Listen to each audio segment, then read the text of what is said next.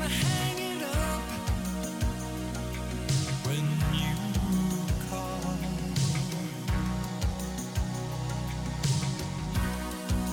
Who's gonna pay attention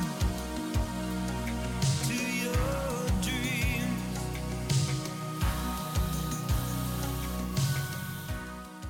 A, B, Conversation.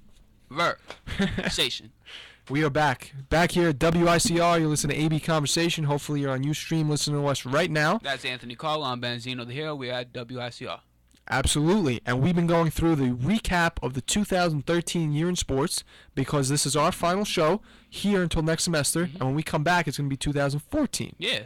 So we figured nice way to end our season here at WICR for the moment by talking about the greatest things that happened or most memorable things that happened in the year in sports.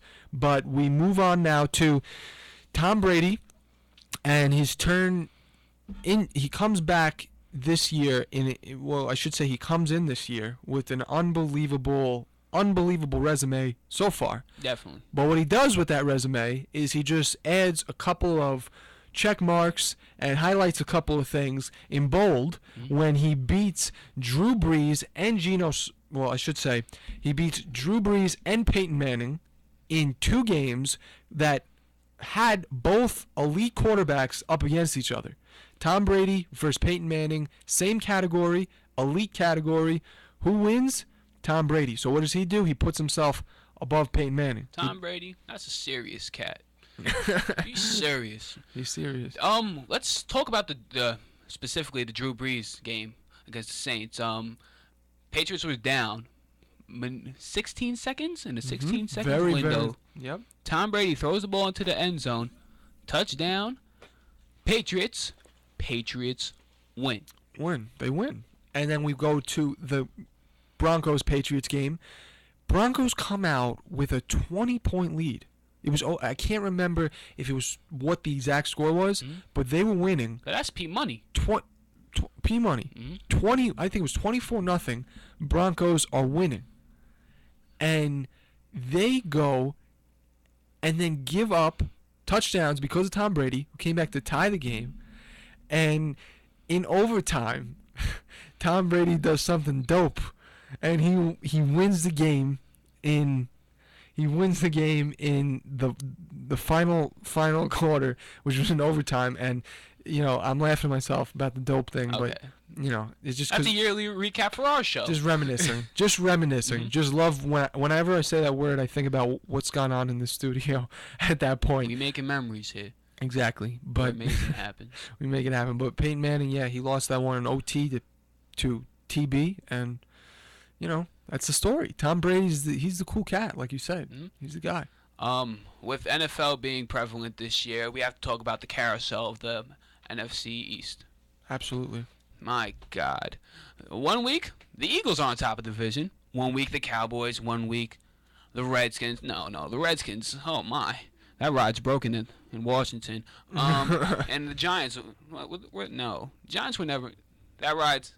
They're fixing the ride. They're fixing. The Giants faced the Redskins last week, and they took down RG3. They put in work. The Giants, as we said all season long, one thing memorable was the fact they started out 0-6. Yes. But the fact that the Giants are able to rebound and put themselves in sort of a position for playoff contention is interesting. They're 5-7 now. Before they were 0 and who? 0-6. 0-6. 0-6. That's a big goose egg when you got 0 wins up against 6 losses. A big goose egg. And, a big game that was expected to win if the Giants were going to make a run at the playoffs was the Cowboys game, which happen. They lost. But you know what? You can't really count anybody out till they're out. Because we have to count in the Eagles. Yeah. Beginning of the year, Chip Kelly's offense was the high. He's coming from Oregon. He's coming from the collegiate level, and he's known for a high-paced offense. Do. Yeah. But beginning of the year, they were 1-3. So Absolutely. Chip Kelly, where's your do? Like where's your offense? Exactly. They're straining off wins after wins after wins now. Now the thing is, what's interesting about this is that Andy Reid left the Eagles to go to the Chiefs. Kansas City Chiefs. And what are the Chiefs doing this year? They're putting in work. 9-3. 9-3. So you know, a little bit of a nice, you know, sticking it to them, you know, just by leaving the team and being able to put up 9 wins. But nobody expected. I don't think anybody was totally surprised by that. I mean, you know, he's a great coach. The thing is that, you know, for a coach to come and change the Franchise, exactly, an organization. Exactly. For a coach to come and change a franchise, it's not always the coach's fault when a team is losing. Sometimes it has to do with the performance on the field. But a lot of times when a coach can take a team and turn it into, I wasn't expecting 9-3 from the Chiefs. No, they were the first pick in the draft this year. Who's Yeah. going to expect that? Exactly. I was not expecting 9-3 from the Chiefs, and for a coach to come and that's the change that happens, everybody pats Andy Reid on the back. He got a big back. Memorable. That was memorable so far this season. Memorable. Want to talk a little bit about Geno Smith. Geno Smith. And what's memorable is the fact that the Jets can't win a game in a row with another. They go from win to loss. Very inconsistent. And what kind of ended a little. Everybody's wondering here. Everybody's wondering, are the Jets going to be able to turn things around finally and be able to string together a few wins and not keep on that pattern of win-loss?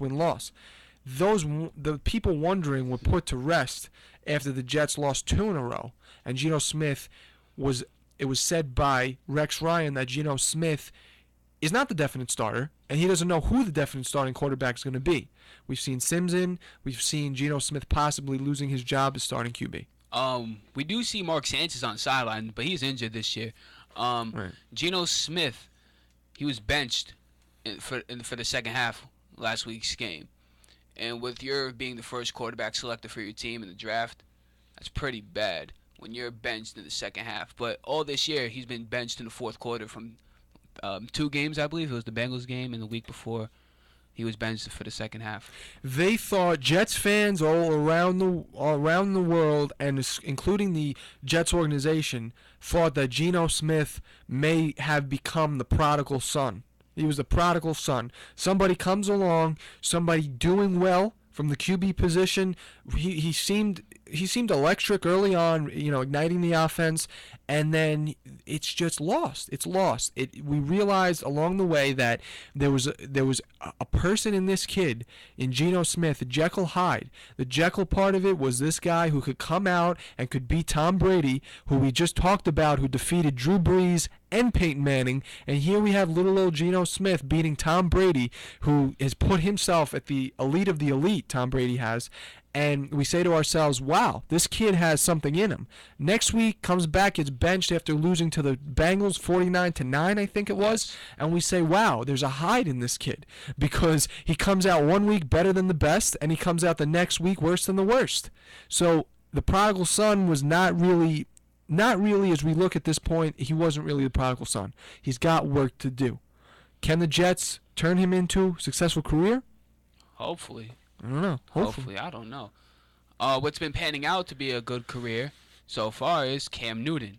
Cam Newton. Cam Newton's been a little bit of a. We like to talk about Cam Newton here. We like Anthony Cam. mentioned how this year he was going to upgrade his software. Yeah. A new Cam Newton was coming into the system, Absolutely. and he's been doing that. The Panthers' 8-game winning streak.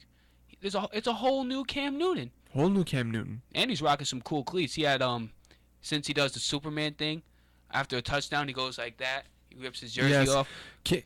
Cam Newton's been fun to watch this year, and he is a memorable point for the 2013 year in sports because, like you said, what a difference from last year to this year in the fact that he's no longer putting suggestion boxes out for the press to tell him what he should do with his offense. He's no longer blaming his team, but and embarrassing his team by performing antics like that. But he's really emerged into a leader, and it's been fun to watch. Definitely, because For a young player, it's fun to watch. because what happens if he never got matured? He would have been out the league. Exactly. If he never got more mature, exactly, you kick him out of the league. This year in sports, we did mention in previous shows about Richie Incognito and Jonathan Martin, We have. and that's We have to highlight it again because it Definitely. has been one of the biggest media landscaped sports stories this year. awkward, uncalled for situations, out of the blue. Yeah, it was definitely a shocking thing, a story with a whole bunch of different angles in it. Questionable of manhood. First, we wanted to crucify Richie Incognito for what he did, talking about you know everybody was mad at him. Then we realized Jonathan Martin was kind of wimping out on the situation because we decided that people were starting to realize it was a big brother, little brother type of thing. Very confusing situation, as there is. There's always different angles to stories, but definitely a highlighting point this year. Now, both of them have been the groundwork has been laid in the results. You know, Richie Incognito has been suspended for I believe it was 5 games, something to that I extent. think it's indefinitely now. Indefinitely, okay. And Jonathan Martin is nowhere to be found at this point. Since the situations for the Dolphins, Jonathan Martin has now been MIA. Exactly. You get it? Oh my God! I didn't get it for a second. We out here. You see, he's got it in his mind. He's very no, what am I talking about? He's very on top of things. And that's good there. Thank you. See, I was slow at that moment. MIA, Miami. All right, Benzino, that was good. Thank you. Credit to you. Kudos. Thank you. Kudos. Now we move on to a debacle. A debacle. A debacle. My. A debacle. A mockery. A mockery. Whoa, watch the levels. Oh man, the levels are going Sorry, up. guys. Sorry, It was the guys. Battle of the Boroughs last night. Did you guys hear that out there, or did I cut myself off? Yo, Rob Jiggity, you go and say what's cracking. I cut myself off. Okay. You owe me, my guy. The debacle of the Knicks and the Nets, and the debacle that they played each other last night, and the Knicks, who were in a worse debacle than the Nets, finally won. They finally The won. Nets did not have a good showing. Paul Pierce has been injured. Darren Williams. And been we injured. talked about that. We talked about how we're bringing in these older players. I don't care if they're, some of the better players in the league like KG and Pierce. KG's been holding up so far, but Paul Pierce, no, hasn't been holding up. And when stuff like that occurs, you can be our analyst at this point. Why is it important to realize that even though you bring over veterans who can lead a team, you run the risk of injury factor? Sometimes milk spills and it spoils. And hopefully, with the player being aged now, the milk is not getting as fresh as used to. It's almost about to be spoiled, and that's how injury occurs. If we're going back into the game of last night, the Knicks and the Nets had a little Scuffle. I loved it because it was hilarious. Because Bargnani and Garnett, big men on both sides. They're gonna get physical with each other throughout the game.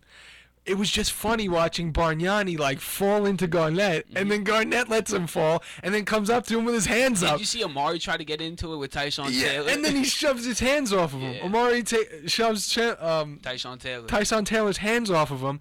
And it was just really funny though, watching Kevin Garnett continuously keep his hands up like he didn't do anything. Meanwhile, Bargnani's on the floor, and then he's shoving his waist in a provocative way towards Bargnani's head. His pelvic area. His pelvic area. But yeah, Garnett was shoving his pelvic area in Bargnani's face. Now, Bargnani was the one who kind of leaned himself into Garnett, correct? But it was just an awkward thing because it was an awkward moment because it didn't look like a fight. But then the bench is cleared. A little bit. Herb Williams, the Knicks assistant coach, got up. And in the quarter, Andrea Bargnani made a 2-point shot right at KG, and Bargnani was trash-talking him. Yeah. Ejected. Ejected. Joey Crawford ejected him. Out of the game in a technical foul, right? Technical foul. And KG was... You know what? I'm going to say this. I will say this. KG, he can be a nasty guy. Yes. He can be nasty. He's got a cockiness to him and stuff like that, but, which you got to respect because the man is wonderful at what he does, but he can be nasty. And in that instance, it almost reminded me of possibly a player egging on another player to the point where Bargnani was the one who was ejected. Does it make sense? Yeah. A little bit. It was fun watching, but It was also fun watching the Nets earlier in the season and what happened on a timeout.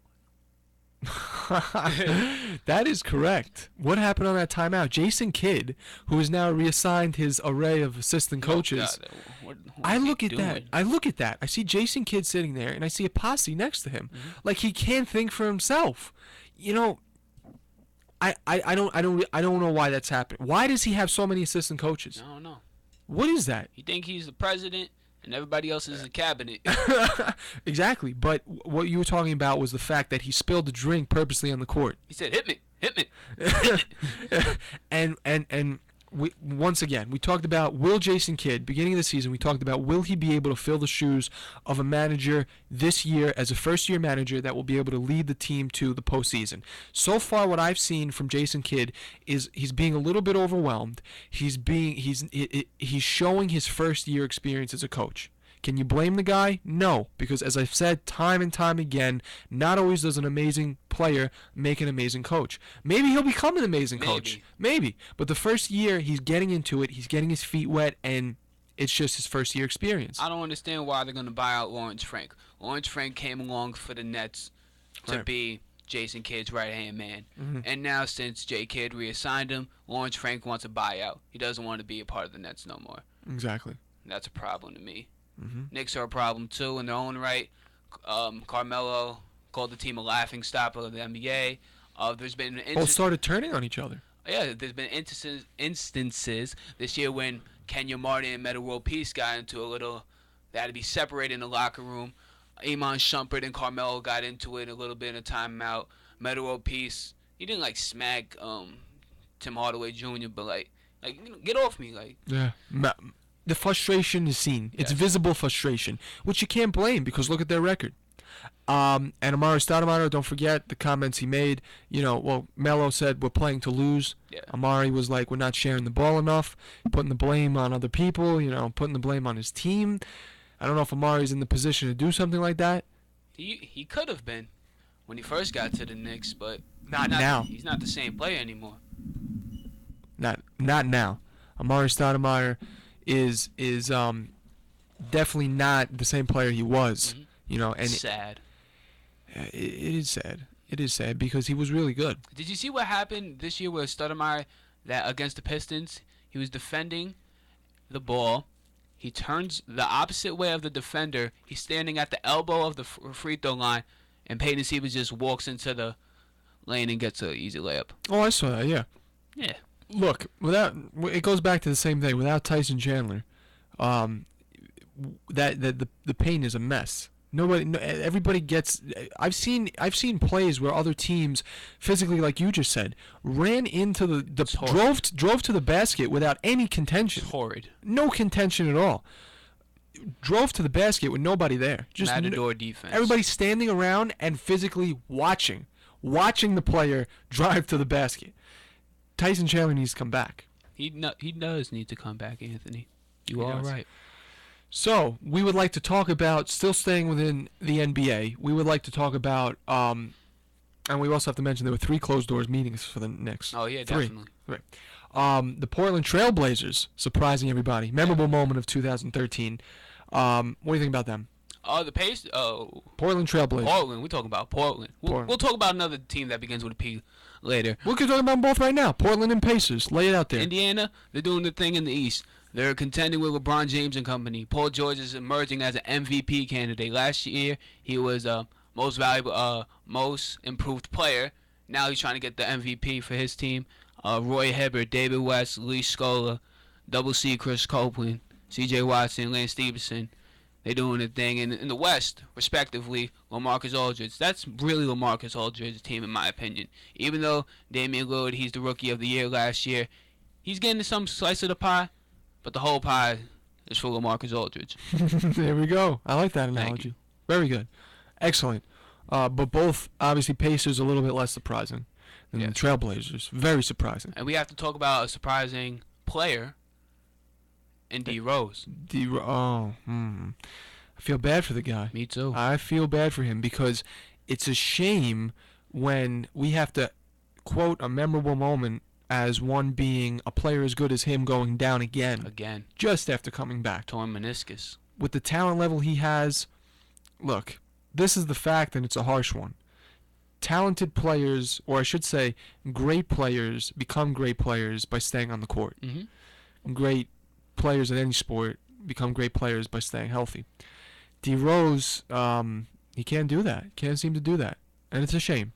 He's getting paid too. I hope his career doesn't get shot by this. I really hope. Hopefully, people have been saying Brandon Roy. Brandon Roy was a premier player in the league at one point. Right. He was averaging a boatload of points, and then his knees gave out on him, and now he's retired. Hopefully, that doesn't happen to Derrick Rose. Happens a lot to young players, and it's just more of a shame to watch somebody as talented as D Rose. It happened to him. We don't want to see that. But we want to mention now onto the college level a couple of memorable moments for us. One of them being here at Iona when star guard Sean Armand broke the school's record of trifectas with three-pointers. Three-pointers. Trifectas, recording his 263rd, which was School record?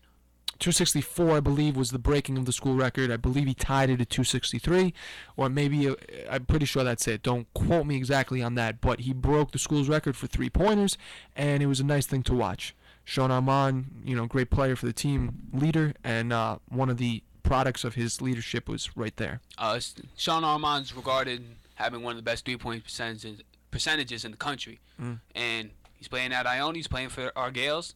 That's a big thing. It's a big thing, and the thing about him is, when you look at what he looks like, he's not 7 feet tall. He's 6'5".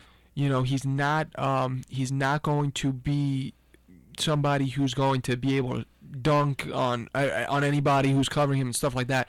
But what he can do is he can shoot. The lights out. He can shoot. He can shoot better than anybody that we see pretty much every day. He just shoots. He shoots like a champ, and that's why he's such a great player. His three-point game is what we have to highlight there. We also have to highlight that Iona did play Kansas, and Kansas has Andrew Wiggins. Top 3 players in the country. And Andrew Wiggins already played Jabari Parker. And I love that guy. Jabari Parker is very talented. And him and Julius Randle. Randle playing for Kentucky.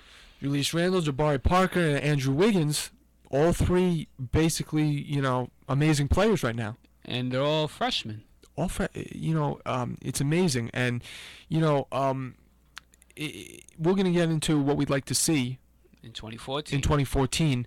And that is why we, that's how we're going to move from Parker and Randall and Wiggins. We'd like to see what happens with them regarding the draft. Definitely. It's going to be interesting. All 3 of them have specific talents, but one thing about Andrew Wiggins is that he keeps such great composure on the court. You don't see him arguing with refs. No. You don't see any of that. Very composed. And as a freshman, these are freshmen. Yes. That is very, very, very, very interesting and very, I'm sure, attractive to NBA coaches, because even though they like to look at the numbers and they like to look at the talents, that's an important factor. Humbleness. Exactly. And being able to channel your emotions when you're on the court, to the point where you're not going to argue with people all the time and stuff like that. It's very good. I say talent-wise, I have to say Julius Randle and Jabari Parker, at this point, I don't know if you can disagree with me, have been showing a little bit more of their talent than Andrew Wiggins. Jabari Parker has been scoring 20 points for 7 straight games for Duke. Jabari Parker attacks the basket. Jabari Parker, to me, he's like a point center. Duke doesn't have a legitimate center. They usually put Jabari Parker at the 5, but Jabari Parker also carries the ball up the court for Duke. And for Kentucky's retrospect, Julius Randle's a man among boys. He's been compared to Zach Randolph in the big leagues. You talk about Julius Randle. We're talking about somebody who, Dawson of Michigan, stated, I quote, he is relentless to score. He demands the ball. So when you're characterizing Julius Randle, people like to bring up how he has a big array of left-handed moves, and he's got a great touch to the rim. Okay, and he's you don't often see a talent like him come along often. But if you had to rank him, how would you rank him? Jabari Parker, Randle, Wiggins, Aaron Gordon. Aaron Gordon plays for Arizona. Another thing that we like to see, other teams trying to emerge. Anthony mentioned the quote by Dawson. Even though Michigan State lost the other night, Michigan State is a contender to win the chip. I wanted to mention how you were talking about Parker's your number one, right? Yes. I wanted to mention how Parker's probably the only player that can make NBA coaches pass up Randall. Mm-hmm. Probably, because it's that close of a contest between the three of them. But sometimes you have to look at the fine stats or you have to look at the player. One is better than the other. Mm-hmm. That's pretty much how it Yes. is. And it's not easy to say how you Who's can better rank them. than- Yeah. It's hard to say who is better than the other, but it's interesting. We should switch to what we're gonna do in 2014 in the world of football. Football, definitely. For me, I want to see a matchup of the Super Bowl between the Seattle Seahawks and the Denver Broncos. You could say that the Seattle Seahawks are the best team in the NFC. You could say the Broncos are the best team in the AFC. And I like to see some good football. I want to see Eli Manning not lead the NFL in picks anymore. That's what I'd like to That's see a in good one, eh? 2014 regarding the NFL because it's been a little bit atrocious. But I'm glad that he's settled down a little bit. But definitely, I would definitely like to see that change. What would you like to see in 2014 regarding basketball? Basketball, I'm a Knicks fan. NBA basketball. NBA basketball, but since the Knicks are in the NBA, I'm going to talk about the Knicks. I want to see the Knicks win. I want to see the Knicks win as well. I'm going to throw out something that people may find a little mean. No coaching for Jason Kidd. No, I'm just kidding. I'm just kidding. You got to give Jason Kidd a chance to show us what he's really got as a coach. You can't judge things based off of this first start. But I'm not going to say they're going to give him that much time to try and turn things around. There comes a point where they got to make a move, and if moving Kidd out of that coaching position is the move they make, it's the move they make. They might replace Kidd with a grown-up. That's true. Yeah. What would you like seeing in baseball, Major League Baseball in 2014? In 2014, I'm going to change my pick, Anthony. You gonna change it? I want to see the date, April 29th, 2014. The day Robinson Cano comes back to the Bronx. Oh my God! I really I can't really express my feelings right now about Robinson Cano going to the Mariners because it's Tell the camera how you feel. okay. I can't really express right now my feelings on Robinson Cano going to Seattle.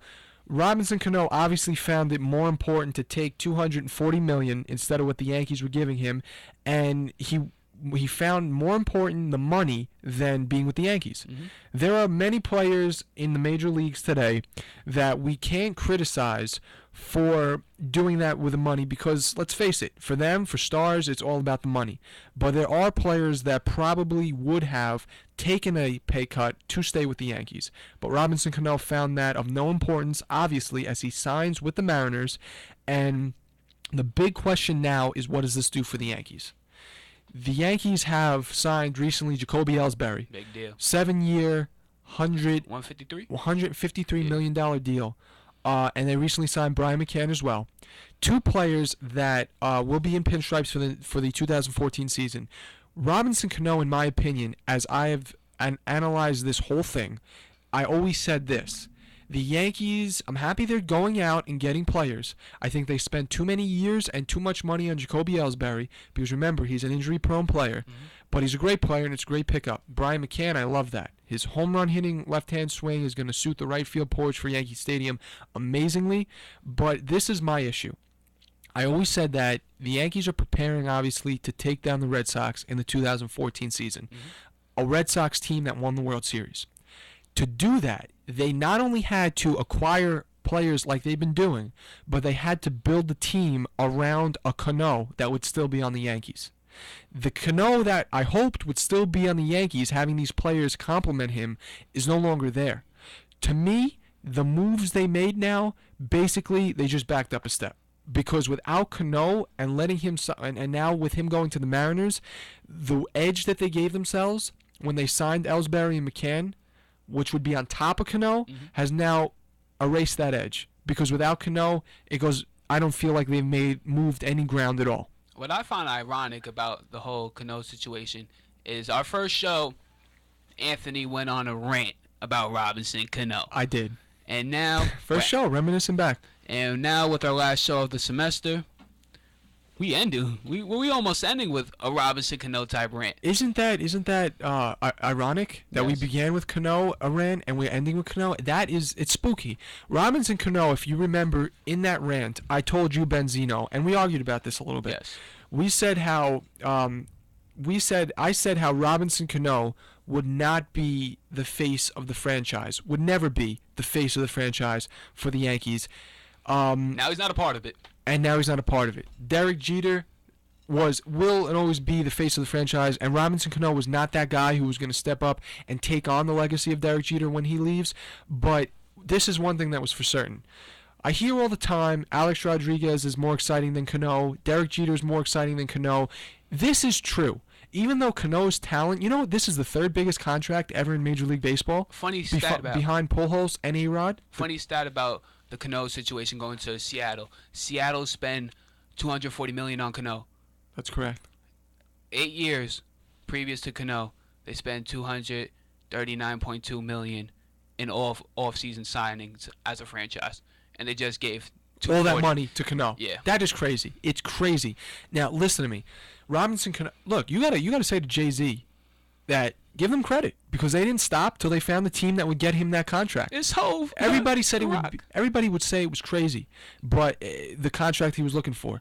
But they got the Mariners to pay him more than the Yankees, and you have to give credit to Jay-Z, who him and his posse of agents for Cano and Cano himself were all money hungry in this incident. They passed up the Yankees. They went straight on to Seattle.